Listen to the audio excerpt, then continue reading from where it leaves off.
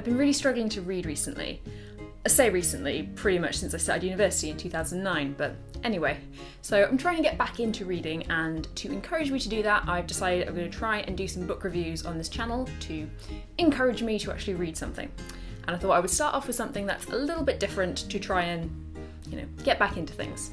So this is Romeo and/or Juliet. I've always struggled with Shakespeare, if I'm honest. I think his plays are great, but when they are updated to modern English, I hate reading the originals.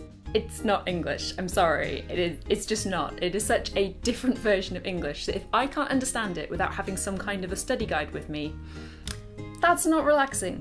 That's work. Sorry.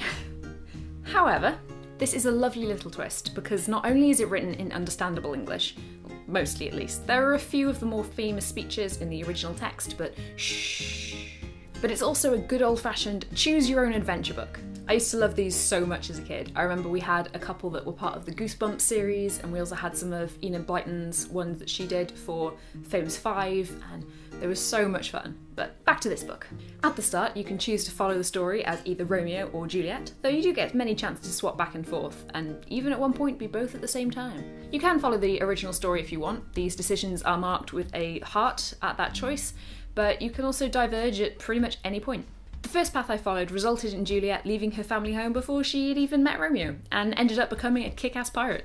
There are a huge variety of endings. I have got Romeo killed by guards on more than one occasion, but I've also had the couple live a long and happy life together by running away after Tybalt's death, and I've accidentally created a horde of flesh-eating horses which plagued much of Europe. So, swings and roundabouts really. At first I was a bit disappointed with the story tree of the whole thing.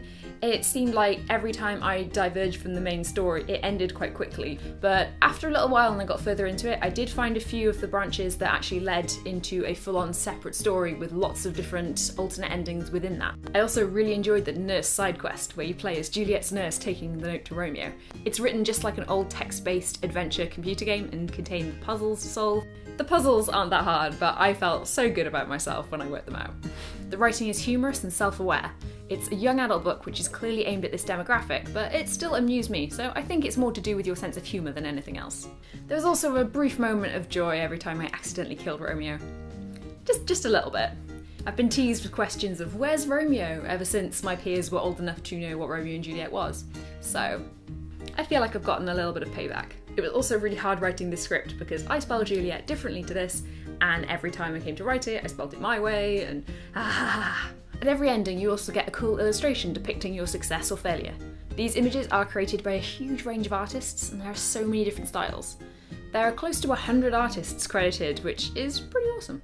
This is the second one of these styled books from the author Ryan North. He also wrote To Be or Not to Be, that is the adventure, which was kickstarted actually, and I would quite like to read that because I don't really know Hamlet that well, so I think that might be quite interesting to have a read of.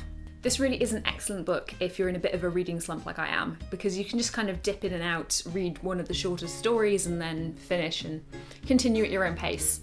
It's also really good if you like comedy, satire and those sorts of things, because it's pretty much what this book is. And if you're also like me and think that Shakespeare is more trouble than it's worth, good way to read a Shakespeare play.